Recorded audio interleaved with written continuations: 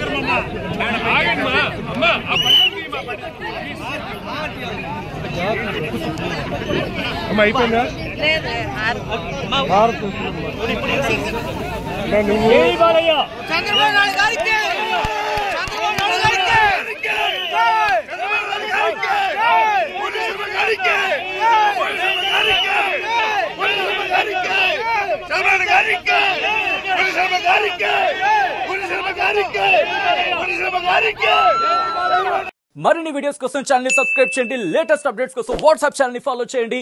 And link description లో ఉంది.